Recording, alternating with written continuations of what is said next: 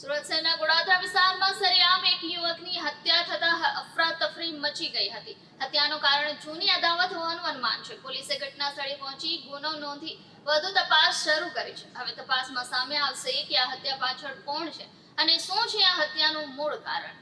સુરતના ગોળાદરા વિસ્તારમાં બુધવારના રોજ એક યુવાનની જાહેરમાં નરઘાતી રીતે હત્યા કરવામાં આવતા વિસ્તારમાં ભયનો માહોલ સર્જાયો છે. ઘટના પાનના ગલ્લા પાસે બની હોવાનું સામે આવ્યું છે. મૃતકની ઓળખ મયુર પાટીલ તરીકે કરવામાં આવી છે. સ્થાનિક સૂત્રોના જણાવ્યા અનુસાર જૂની અદાવતને લઈને યુવકની હત્યા કરવામાં આવી હોવાનું અનુમાન વ્યક્ત કરવામાં આવી રહ્યું છે. આરોપીઓએ રસ્તામાં જ મયુર પાટીલ પર હુમલો કર્યો હતો અને ગંભીર રીતે ઈજા પહોંચાડતા તેનું ઘટના સ્થળે જ મોત નીપજ્યું હતું. હત્યાની જાણ થતાં તાત્કાલિક પોલીસ દોડી આવી હતી અને લાશને કબજે લઈ પોસ્ટમોર્ટમ માટે મોકલવામાં આવી હતી.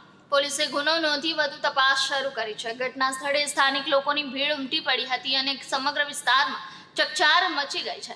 હત્યાના કારણો અને આરોપીઓની ઓળખ માટે પોલીસ સીસીટીવી ફૂટેજ અને ઇતર ટેકનિકલ પુરાવાના આધારે તપાસ આગળ ધપાવી રહી છે. ગોળાદરા પોલીસ સ્ટેશન વિસ્તારમાં કંઠી મહારાજ સર્કલથી લઈ અને પર્વતગામ જતો તરફ એક રોડ છે. રોડમાં જમણી બાજુ એક પાનનો ગલ્લો આવેલો છે. ગલ્લામાં એક છોકરો ઊભેલો હતો. એના સાથે એના 2-3 દિવસ અગાઉ જેના સાથે ઝઘડો કે કંઈક અદાવત હતી એ છોકરાઓ 4-5 છોકરાઓ ત્યાં આવે છે.